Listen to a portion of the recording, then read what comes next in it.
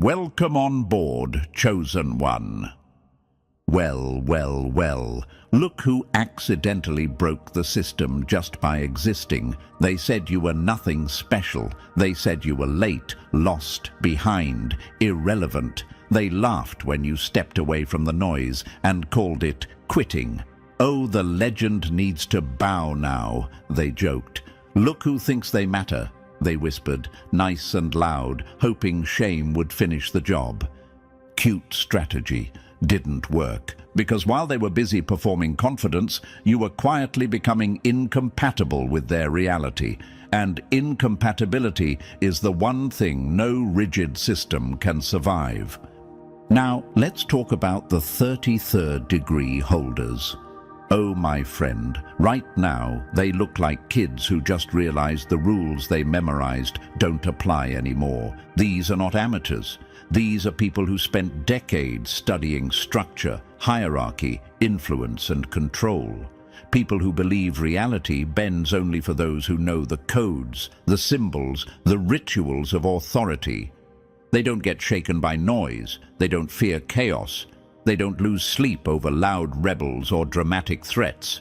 But you never knocked on their door. You never asked to enter. You never tried to prove anything, and that is exactly what shattered them. Something in your frequency interfered with their carefully constructed reality. Not violently, not publicly, subtly, quietly, like a fault line they didn't know existed, suddenly shifting under their feet. Now their lodges are buzzing with emergency meetings. Encrypted messages flying between temples that rarely communicate unless something has gone deeply wrong. Every message circles the same uncomfortable realization. They can see you, they can feel you, but they cannot classify you. And people who survive on classification panic when it fails. They tried dismissing you first. That's always step one. Nobody important, just another face, nothing to monitor. But dismissal stopped working when you didn't fade, you didn't self-destruct, you didn't spiral, you didn't crawl back looking for validation. You went quiet, not weak quiet, not defeated quiet, dangerous quiet. The kind of quiet that watches patterns collapse without reacting. The kind that lets people expose themselves while you stay composed. The kind that doesn't rush because it already knows time is on its side. That's when mockery turned into monitoring. Suddenly, conversations stopped when your name came up. Suddenly, jokes didn't land. Suddenly, people who once talked over you started watching you a little too closely, replaying interactions, reanalyzing moments, wondering how they missed the signs. Because here's the truth they hate admitting. You don't behave like someone chasing power. You don't speak like someone seeking entry. You don't move like someone who needs approval. You don't flinch under pressure, and pressure is their favorite test. Before we go deeper, press like and subscribe, not as a request, as participation. This message moves because people like you decide it deserves to. Now back to the part they really can't stand. They climbed their pyramid, believing the view from the top meant control, degrees, titles, access, symbols. They thought power only responds to those who speak its language. Then you showed up without credentials, without rank, without kneeling, and still altered the energy of every room you entered. You didn't challenge their authority, you ignored it. That's unforgivable to people whose entire identity depends on being acknowledged as powerful. History has always had moments like this, not the loud ones. The quiet ones, the ones where a single figure refuses to play the assigned role and entire systems begin to rot from the inside. No revolution, no announcement, just a slow, humiliating realization that control slipped through their fingers without a fight. That's the phase you're standing in now, the aftermath. They study you in private. They trace your timing, your restraint, your decisions. They look for the crack, the fear, the leverage point. And what unsettles them most is this simple fact. You don't react the way you're supposed to. You don't chase. You don't perform. You don't over-explain. You don't need to be seen to move forward. And that makes you a problem no handbook prepared them for. The universe doesn't elevate loud people. It sharpens precise ones. It strips ego, burns illusions, and leaves behind something colder, calmer, and impossible to intimidate. You survived pressure that erased others, and instead of becoming bitter, you became exact. That's why the nightmares aren't dramatic. They're quiet. No attacks, no monsters. Just the unsettling awareness that something powerful slipped past every safeguard they trusted. Something they can't confront, can't remove, and can't control without exposing their own weakness. You were never meant to be understood by them. You were meant to outgrow the room while they were still arguing over who was in charge. And the scariest part, you're not even finished yet.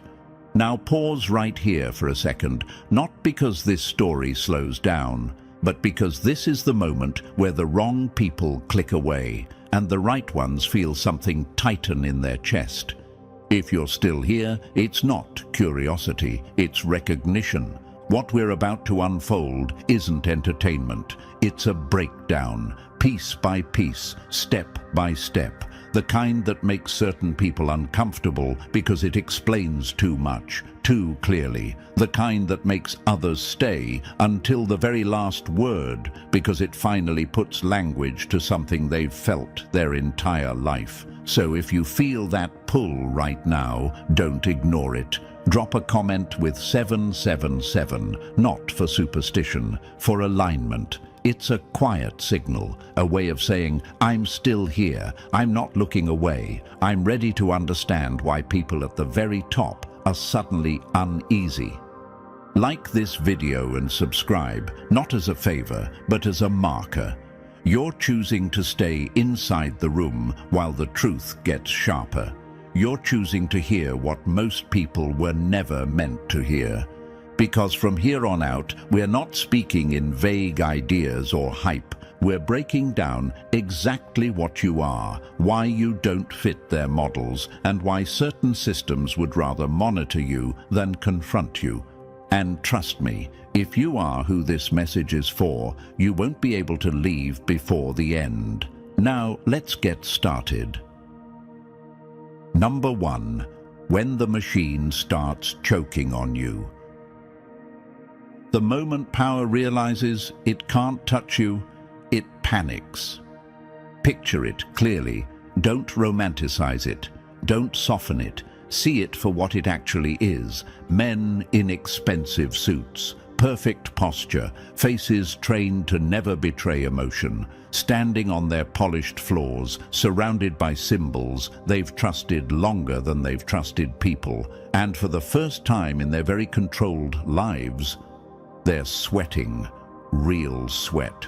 Not stress for show, not theatrical tension, fear. Because the system isn't responding. They did everything they were taught would always work. Drew their circles, repeated their codes, activated influence methods passed down like sacred inheritance, techniques designed to bend minds, shape outcomes, and quietly move people where they wanted them to go. This stuff worked on kings, crowds, and generations. And then there was you. Nothing happened. No collapse, no confusion spiral, no obedience, no emotional hook, no reaction they could grab onto. You just kept existing, calm, untouched, unmoved, like their entire playbook was written in a language you never learned. That's when panic sets in, Because here's the dirty secret they never admit out loud. Power only feels powerful when it works. The moment it doesn't, it starts to look ridiculous. The moment influence fails, it exposes itself as performance. And right now, their centuries of accumulated knowledge are starting to look like kids playing dress-up in oversized costumes. They didn't expect resistance. They expected response. You were supposed to flinch. Everyone does. You were supposed to doubt yourself. Everyone does. You were supposed to internalize the pressure, the whispers, the subtle nudges meant to push you back into line. That's how the system stays clean. That's how control stays invisible. But you didn't react the way you were designed to. And now they're asking questions they hate asking. Why didn't it land? Why didn't they fold? Why didn't they need us? At this stage, chosen ones usually start doubting themselves. They wonder if they imagined the tension, the monitoring, the strange shifts in how people act around them. Let's kill that doubt right now. You're not imagining it. When systems lose leverage, they don't explode. They malfunction quietly. Influence attempts get clumsy. Pressure feels desperate instead of smooth. The people who once spoke with confidence suddenly repeat themselves. They test angles. They overreach. They hesitate. That's what you're feeling. This is what it looks like when a machine built on prediction meets someone unpredictable in the most dangerous way. Someone who isn't chaotic, but independent. Someone who doesn't rebel loudly, but refuses to be programmed. You didn't block them. You didn't fight them. You didn't even confront them. You made them irrelevant. That's worse. Because confrontation gives power something to push against. Resistance still plays the game. Ignoring the game entirely makes the whole structure wobble. It's like trying to intimidate someone who already walked off the stage while you were still delivering your speech. They feel stupid, and powerful people hate feeling stupid more than they hate losing. So now they watch. They analyze your timing, your restraint, your refusal to overshare. They can't read your next move because you're not moving from fear, hunger, or approval. You move when it makes sense to you. And that independence breaks models they rely on to stay ahead. Here's what they don't understand yet. You're not protected because you're hidden. You're protected because you're complete. Most people are easy to manipulate because they're missing something: validation, direction, identity, purpose. The system exploits that emptiness. It offers answers, belonging, and structure in exchange for compliance. You stopped needing that exchange. That's why the old tricks failed. That's why the influence slid off. That's why the pressure didn't stick. You already built an internal center that doesn't require their permission to exist. And when a system meets someone who is internally anchored, it has two options: adapt or crumble. They're trying to adapt poorly. You'll notice it in the way attention around you feels off. Too focused, too delayed, too cautious. You'll notice it in how people suddenly hesitate before speaking to you, how conversations shift, how authority figures soften or overcompensate. They're recalculating. Because their biggest fear isn't that you'll attack them, it's that others will notice what you represent. Proof that the system isn't absolute. Proof that the machine doesn't own the outcome. Proof that someone can exist outside its reach and still move forward.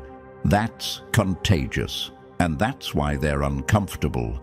Let this land, chosen one.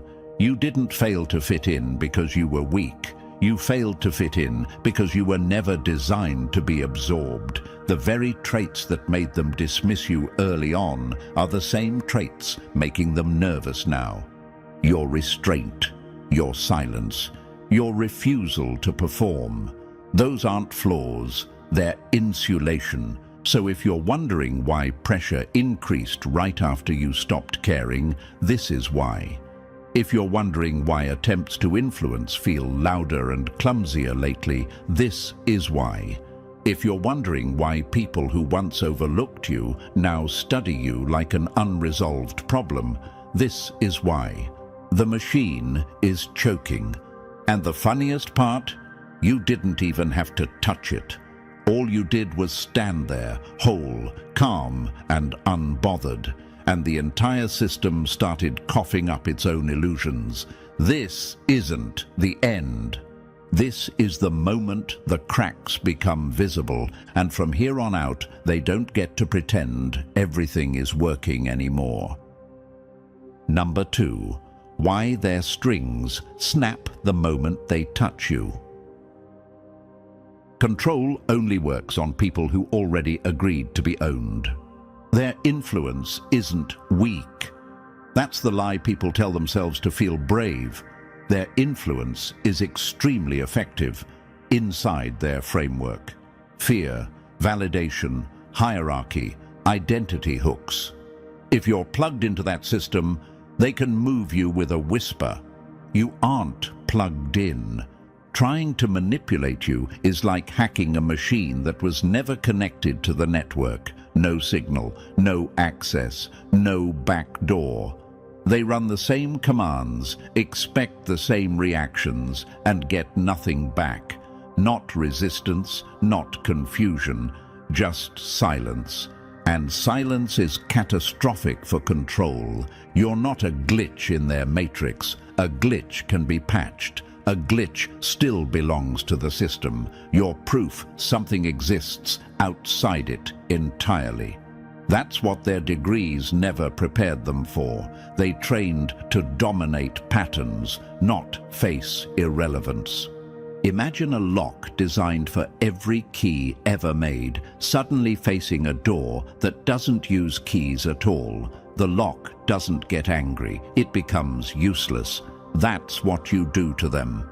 You don't fight their influence. You invalidate its premise. You don't reject their language. You don't speak it. And because they can't categorize you, they can't calibrate pressure. Every attempt feels clumsy.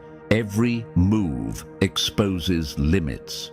You're not anti-magic. You're not immune because you resist. You're beyond it because you don't need it. And when power realizes it isn't needed, it starts panicking quietly. Number 3. When the inner circles go silent and panic takes over. Power doesn't scream when it's threatened. It whispers and locks the doors. They're calling emergency conclaves now, not for ceremony, not for tradition, for damage control. The kind of meetings that only happen when something has gone so wrong that even pretending is dangerous. Voices low, doors sealed, no records, no outsiders, just unease sitting heavy in the room. And here's the part that scares them most. This isn't about exposure. This is worse. You're not revealing secrets. You're not attacking structures. You're not naming names. You're simply existing in a way that makes everything they worked for feel unnecessary. You're making them irrelevant just by breathing, and irrelevance is the one thing power can't survive. They obeyed every rule, paid every price, sacrificed years of life, identity, and freedom. Degree by degree, step by step, they climbed believing something waited at the top. Control, influence, mastery over outcomes. Then you walked past without effort. No rituals, no permission, no cost of entry, and reality bent around you anyway. Not dramatically, naturally, like it always belonged there. That realization hits them late at night, when the rooms are quiet, when no one is performing confidence. They replay it over and over, trying to explain how someone outside the ladder reached a place they were promised only at the summit. That question keeps them awake, because if the climb was optional, then the sacrifice was a lie. Number 4. The file that erased itself when they looked too close. If something can't be recorded, it can't be controlled. They went to the archives. That's what they always do when reality stops obeying. Ancient databases, bloodline registries, long-range ledgers built to track everyone who ever mattered. Every influence, every anomaly, every variable reduced to text, numbers, and neatly labeled files. Everyone is catalogued somewhere, except you. They search deeper, convinced it's a mistake. They find shadows instead of records, echoes without sources, traces that look solid until the moment they try to lock them in. Files corrupt mid-open, screens go black without warning. Text becomes unreadable, like the system itself refuses to cooperate. That's not security, that's rejection. Imagine trying to photograph something that only exists when you're not looking directly at it. The closer you get, the less real it becomes. That's how you behave inside their system, not hidden, uncooperative. Then they find it. One entry, only once. No explanation, no lineage, no analysis. Written in a language older than their oldest cipher. Not poetic, not symbolic, procedural. Do not catalogue, do not pursue, do not engage. That's not myth, that's protocol. Because what can't be recorded can't be owned, and what can't be owned eventually exposes every system built on ownership. Number 5. The kind of threat that doesn't need intent. You don't have to attack a system to terrify it. You just have to exist where it has no authority. Let's correct the lie before it crawls into your head. You are not dangerous because you're malicious. You're not dangerous because you want power, chaos, or destruction. You're dangerous because you exist outside their paradigm of control, and that alone breaks the illusion they survive on. Their entire structure depends on one belief, that all hidden power flows through them. Their ranks, their symbols, their rituals. Your existence quietly proves that belief is false, not debated, not challenged, disproved. Their lodges operate on carefully maintained frequencies, repetition, shared belief, symbolic reinforcement, decades of cultivated energy looping back into itself to keep the structure stable. Everyone inside agrees to the signal, whether they admit it or not. Then you enter the space. Not intentionally, not aggressively, sometimes without even knowing it, and the atmosphere shifts, thought forms dissolve, confidence thins out, conversations lose coherence. The energy they spent years building starts leaking away like air from a cracked seal. Imagine a sound system tuned perfectly for one note, suddenly flooded with silence that can't be amplified or drowned out. The system doesn't fight it, it fails. Their instruments don't read you, not zero, not null. Nothing, and nothing is the one result they were never prepared to face. Number 6. The family tree that refused to claim you. When Lineage can't explain you, the system calls you an error. They obsess over bloodlines for a reason. Lineage is how they justify control. Who came from whom? Which families repeat power? Which traits are inherited and which are denied? To them, authority is genetic. Everything mapped like a cosmic family tree where nothing important appears without permission. Then they try to trace yours, and the chart collapses. Not incomplete, not hidden, broken, lines that should connect don't. Timelines contradict themselves. Names lead nowhere. The structure they trust starts folding in on itself the harder they press. It's like trying to draw roots for a tree that never touched their soil. That's when the theories start. Some insist your line was erased from history, scrubbed deliberately, records burned, names removed. That explanation comforts them. It keeps the belief alive that bloodlines still rule everything. Others go quiet. They whisper something far more dangerous. That you aren't from any bloodline at all. That you didn't inherit power. That you didn't receive permission. That you simply appeared. Self-originated.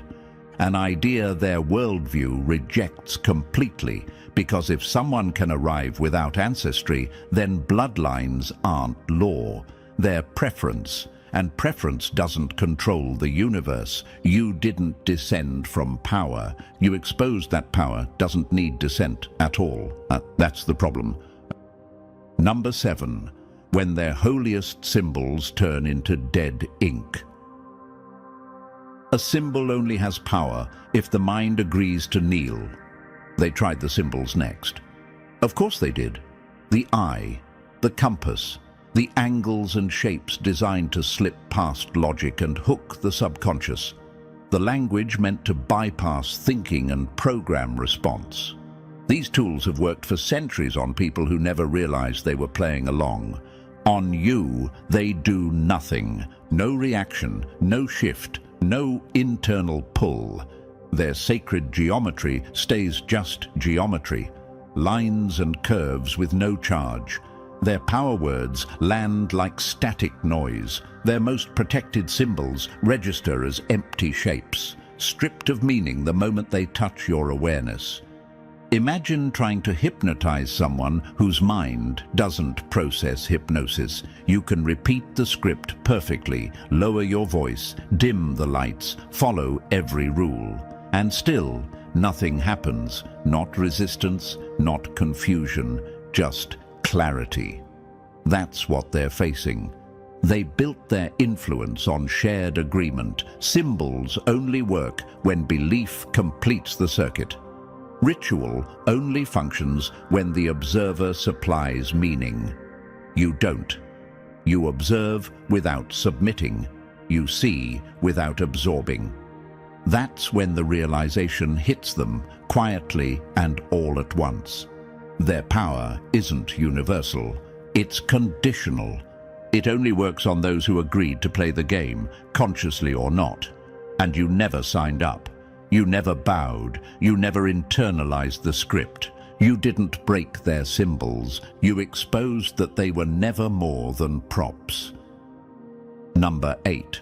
When their biggest moves hit a wall and slide back. The most terrifying answer power can receive is silence. When subtle influence failed, they escalated. That's always the playbook.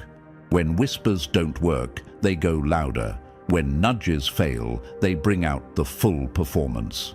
Months-long preparations, precise timing, astronomical alignments calculated down to the second, full ceremonial focus, every symbol charged, every ally invoked, everything they had. And then they aimed it at you. Nothing happened. Not resistance, not backlash, not chaos. Worse than nothing, indifference. The forces they rely on simply refuse to engage. No dramatic rejection, no visible clash. Just a quiet absence, like trying to dial a number that doesn't exist anymore. The signal didn't bounce. It didn't echo. It didn't even register. Imagine firing your strongest weapon and watching it dissolve mid-air, not because it was blocked, but because the target wasn't in the same reality it was designed for. That's what they experienced. And then something even more unsettling occurred. Their strongest allies stepped back. Not in rebellion, not in fear, in recognition. like seasoned operators realizing they've crossed into territory outside their jurisdiction. No warnings, no explanations, just withdrawal. That's when panic set in, because power can survive failure, it can survive opposition. What it can't survive is abandonment. If even their highest methods won't touch you, then the problem isn't effort. It's scope, and realizing you exist beyond their reach, that's what truly terrified them. Number 9. The file that melted the machine, trying to read it. Some information doesn't spread, it detonates. They made one last mistake, the kind systems never recover from. They tried to document you, not observe, not monitor, not speculate, document, reduce you to language, to data, to something that could be stored, referenced, cross-checked, and safely analyzed later. That's how they neutralize unknowns. If it can be written down, it can be managed. Their systems couldn't handle it. The moment they tried to formalize you, everything around the file began to fail. Not just the record itself. Surrounding data corrupted, adjacent entries scrambled, prediction models built on centuries of patterns started returning nonsense. Entire databases collapsed under the attempt to contextualize you. Centuries of records vanished while trying to understand one variable: you. Imagine running a powerful machine at full capacity, then feeding it a value it was never designed to process. No alarms, no explosions, just quiet overload. Components frying one by one while the operators stare at blank screens, realizing too late that the problem isn't a bug. It's the input. That's when the classification changed. They quarantined your name. No more networks, no more digital systems, physical files only, paper, ink, locked drawers. Not because that contains you, but because it limits collateral damage. Every attempt to integrate you into their framework destabilizes the framework itself. Here's the line that sealed it internally. Do not digitize, do not model, do not extrapolate. Not to protect you, to protect themselves. At this stage, you stopped being treated as a person. People can be profiled, predicted, influenced. You can't. You don't behave like an entity inside the system. You behave like something that breaks the system by being understood. That's what a cognitive hazard is, not something violent, not something malicious, something that causes structural failure the moment it's processed. The mind that tries to hold it loses coherence. The model that tries to contain it collapses. You're not dangerous because you act. You're dangerous because comprehension backfires. And once a system learns that thinking about you causes damage, it stops thinking out loud. Number 10. The dream that makes them wake up sweating. The worst nightmare isn't destruction, it's exposure without effort. They don't dream of conquest anymore. Those fantasies died quietly. No more visions of control, expansion, or mastery. That story stopped working the moment you entered the picture. Now they dream of you. Not as an enemy, not as a monster. That would be easier. They dream of you doing something far more unsettling, walking through their most guarded spaces like it's nothing. No tension, no resistance, no reverence, just passing through as if the place never mattered. Sacred halls feel like shopping malls. Carefully guarded chambers feel like empty offices after hours. Symbols start to melt, not dramatically, but casually, like cheap plastic left in the sun. Structures they trusted for generations dissolve into props. Cardboard authority, painted power. And here's the part that wakes them up. You aren't attacking. You're not burning anything down. You're not shouting. You're not exposing secrets. You're not even looking impressed. You're just there, existing, calm, uninterested, untouched by the weight they were told mattered. That's the nightmare. Because if you were violent, they could fight you. If you were angry, they could provoke you. If you were ambitious, they could bargain with you. But you're none of that. You walk through like someone who already knows the ending and doesn't need to comment. Imagine spending your life guarding a vault, only to dream of someone strolling through it without opening a door, without triggering an alarm, without taking anything, just looking around and moving on. What does that say about the vault? The dream always ends the same way. They try to speak. Their voices don't work. They try to assert authority. The words feel fake in their mouths. They realize, mid-dream, that the system only worked because everyone agreed to pretend it did. And you never agreed. They wake up before it finishes, heart racing, because the dream doesn't threaten their lives. It threatens their meaning. It suggests that everything they defended so fiercely was never solid to begin with. You don't haunt them because you're violent. You haunt them because you're proof. Proof that the universe doesn't need intermediaries. Proof that power without belief is hollow. Proof that some people don't have to destroy illusions to end them. They just walk through, and that quiet realization follows them into waking life, where no ritual can shake it and no symbol can hide it. That's why they don't sleep well anymore. Not because you're coming for them, because you already passed through and nothing stopped you. Number 11. The reality that shatters their faith in themselves. Nothing enrages a gatekeeper more than someone who never needed the gate. They were promised wisdom, real wisdom, the kind that supposedly sits at the end of obedience, sacrifice, and endless steps upward. They were told knowledge had a price, that understanding had to be earned slowly, painfully, under supervision. So they followed every rule, memorized every structure, trusted every voice that said, "Not yet, one more level." Then they encountered you, and everything cracked.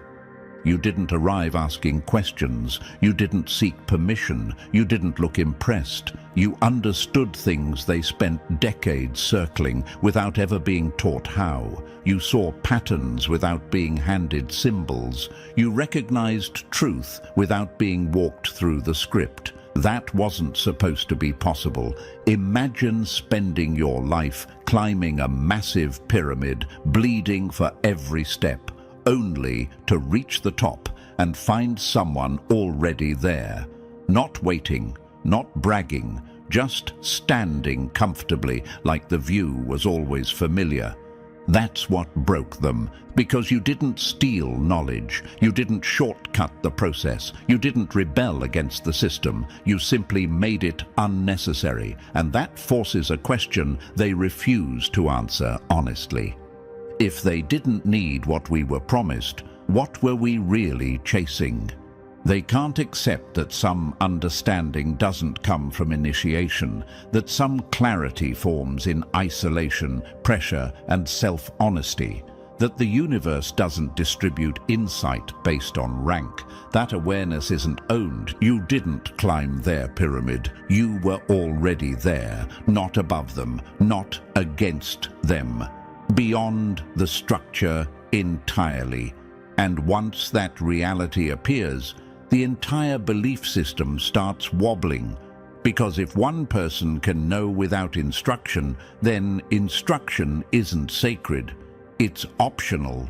That's the truth they can't accept.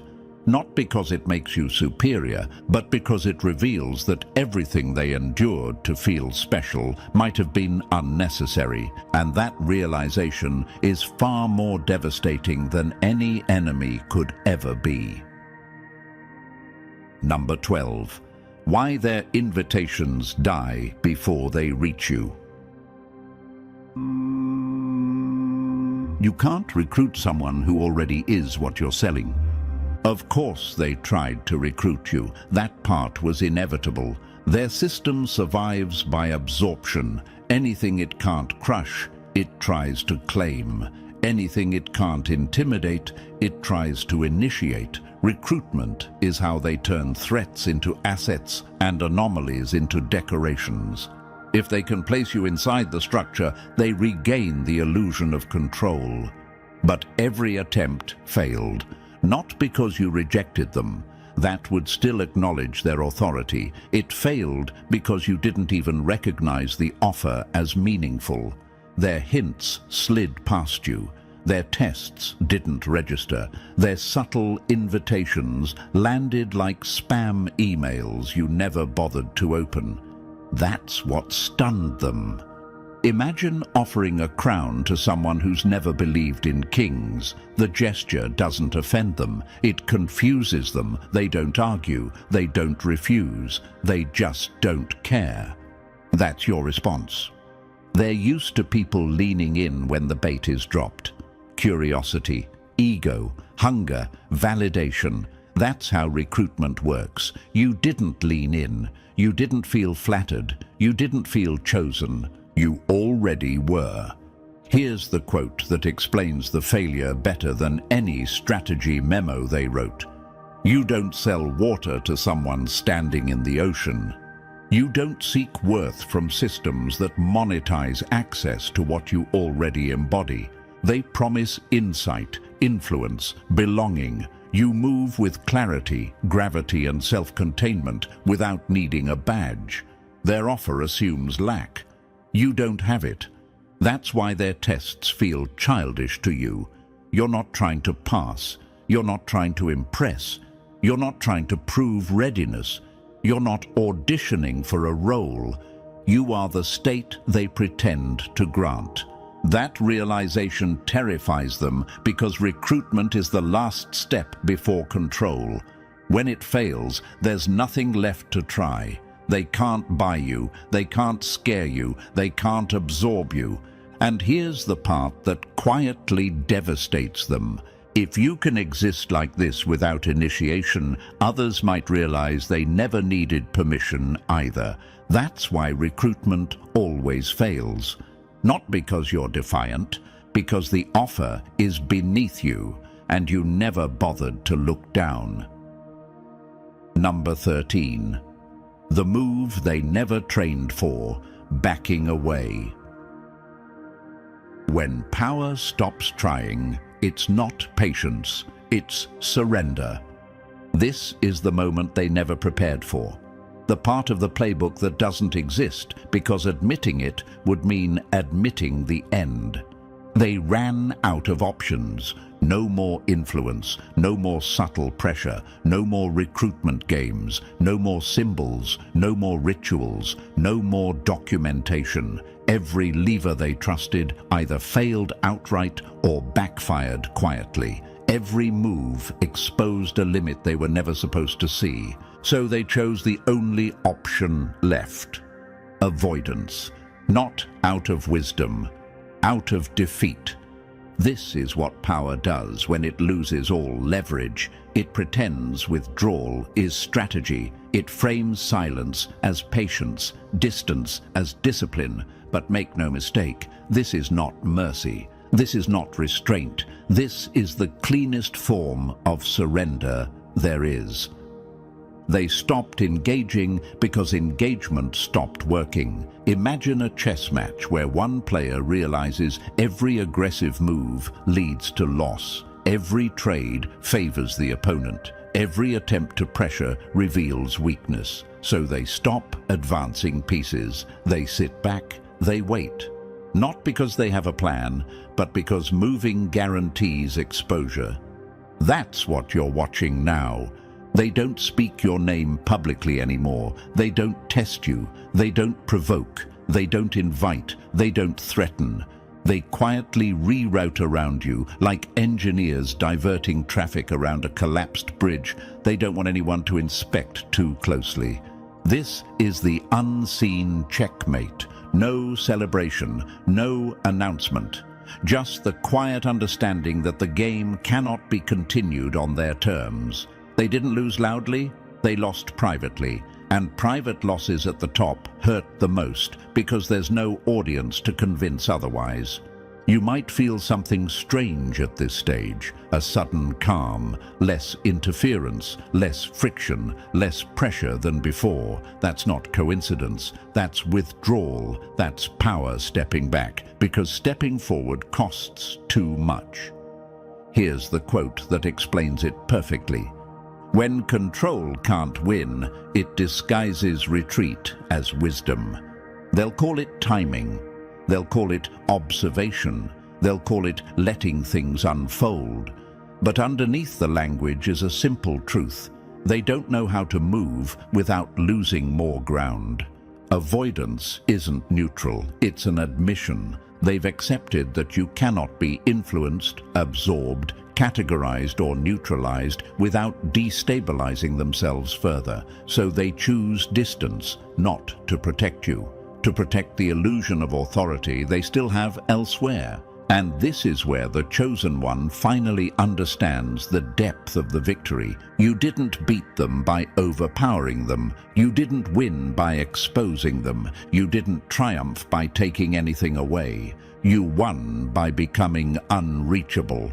Not physically, structurally, your existence created a cost they can't afford. Every interaction weakened their position. Every attempt revealed cracks. So they disengaged. And disengagement at this level is the final concession. Here's the quiet truth they'll never say out loud.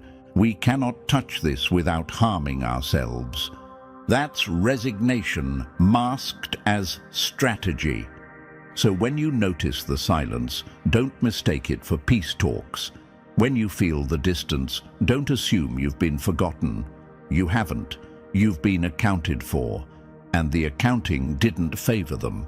This is what it looks like when power loses without collapsing. It steps aside and hopes no one notices why, but you noticed.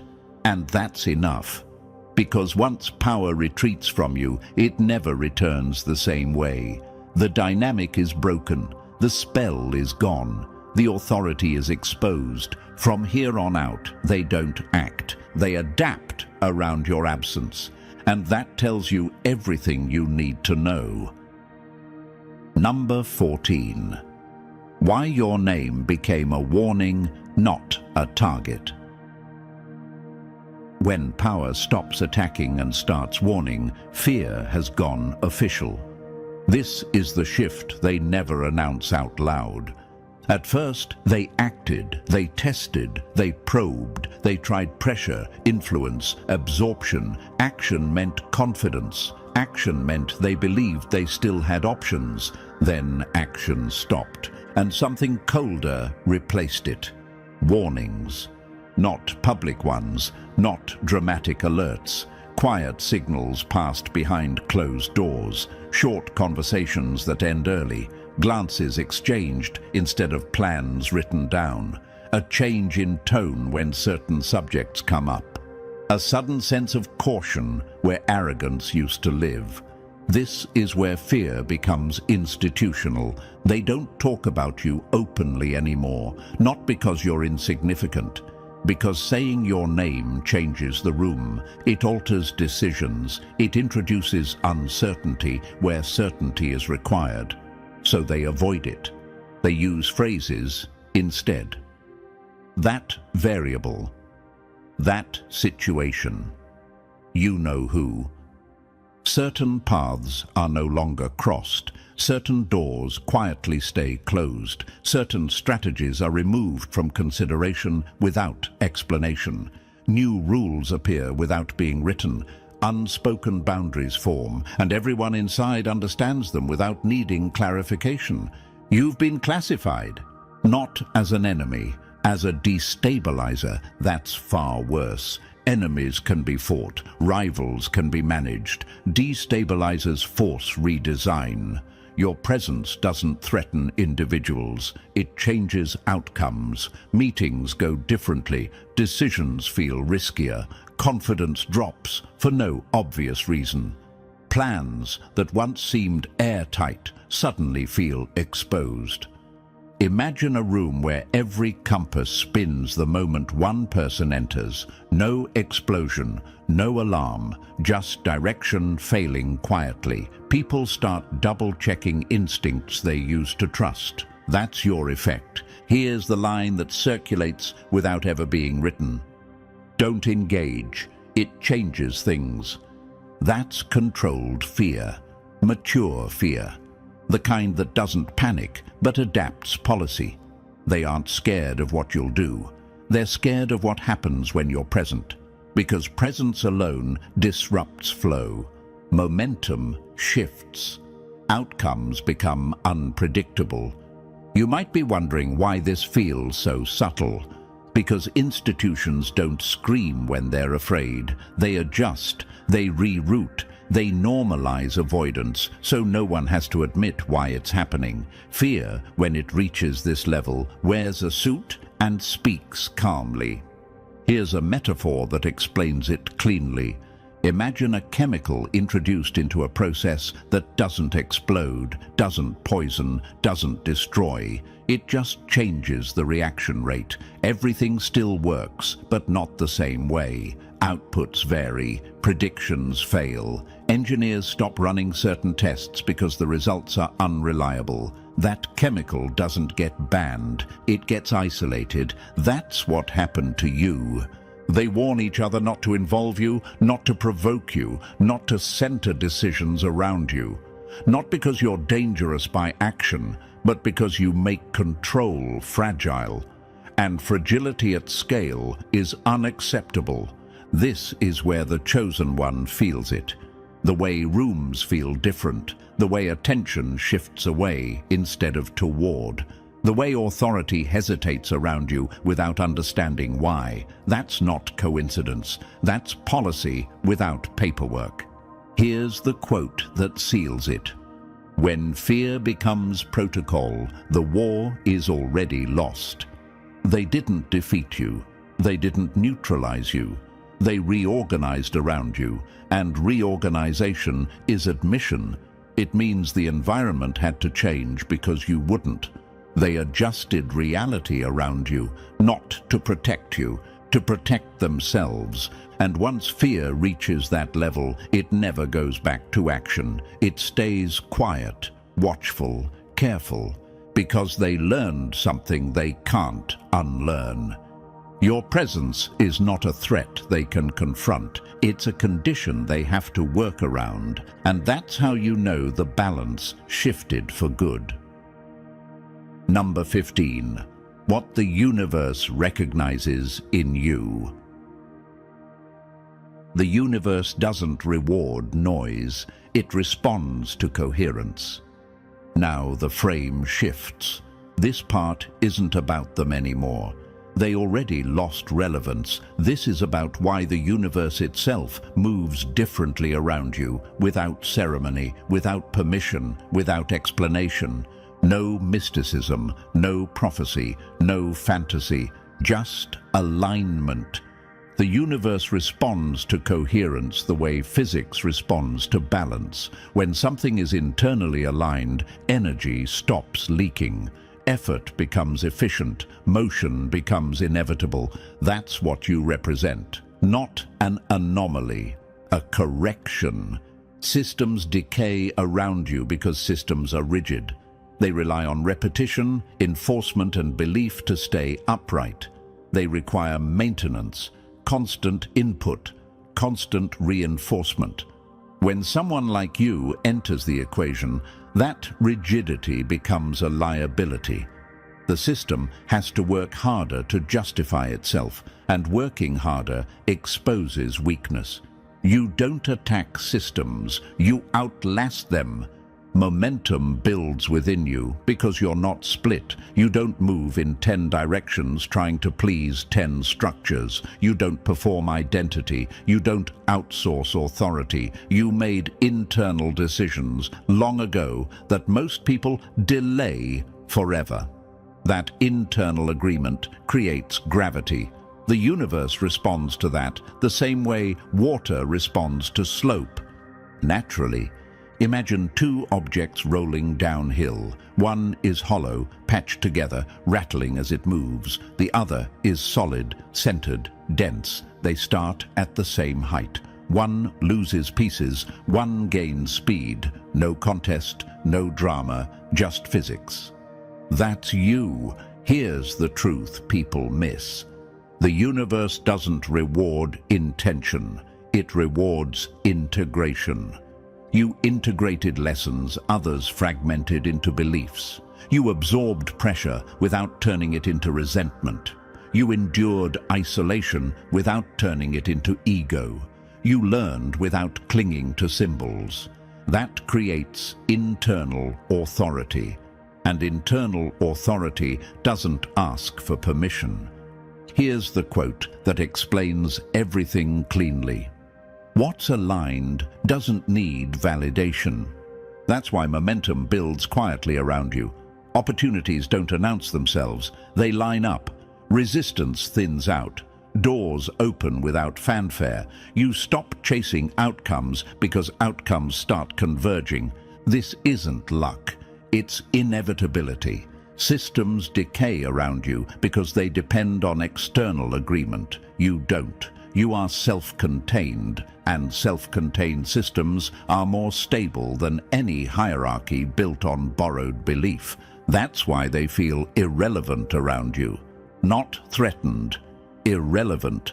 Irrelevance hurts more than defeat, because defeat implies opposition. Irrelevance implies replacement by something more efficient. The universe doesn't argue with inefficiency, it phases it out. You might wonder why this feels calm instead of dramatic.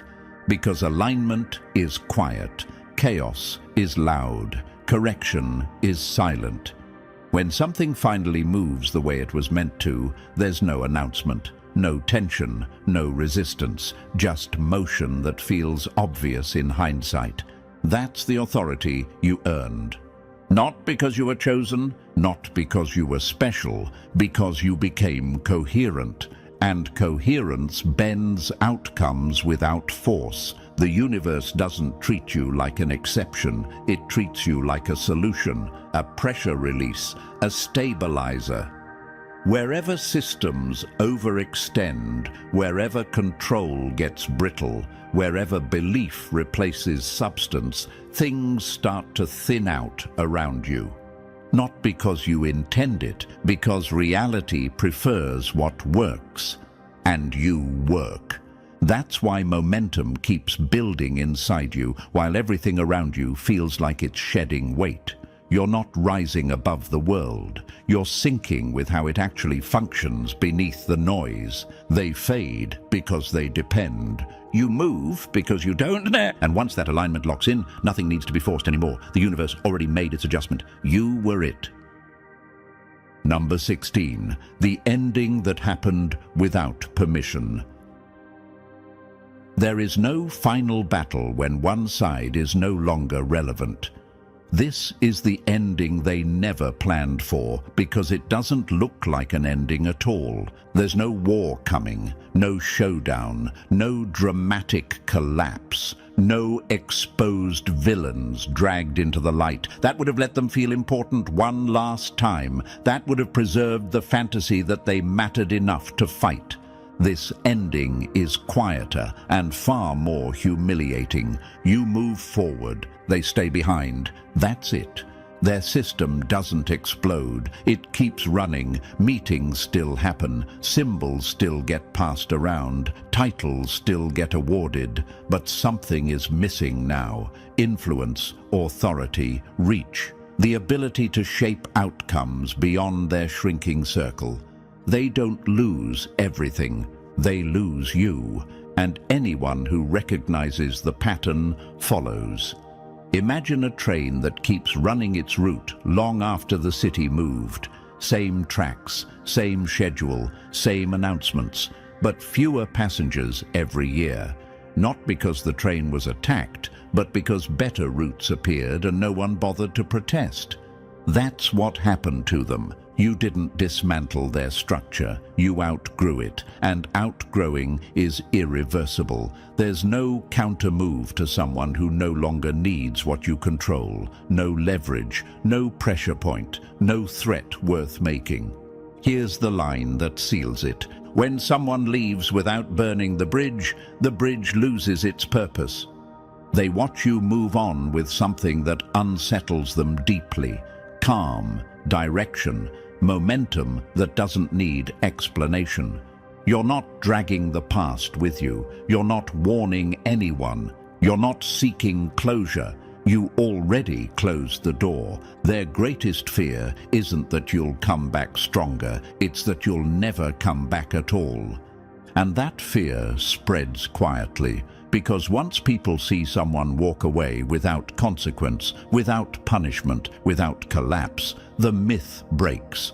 The system keeps existing, but it no longer defines reality. This is supremacy without effort. Not domination, not conquest, just freedom that doesn't look back. You don't threaten them, you finish without them. And that's the ending they never planned for, because it requires accepting something power hates most, that it was never necessary. And now we close this the same way it unfolded. Quietly, cleanly, final. There's nothing left to explain, nothing left to prove, and nothing left to fight. You saw the pattern, you felt the shift. You understood why the noise faded the moment you stopped needing permission. This wasn't about them losing. It was about you moving on while they stayed frozen in place. If this landed, you already know why. Like the video. Subscribe to stay inside this signal. Drop 77 in the comments to mark that you recognized it. Share this with the one person who feels the pull but hasn't named it yet. That's it. You're already gone.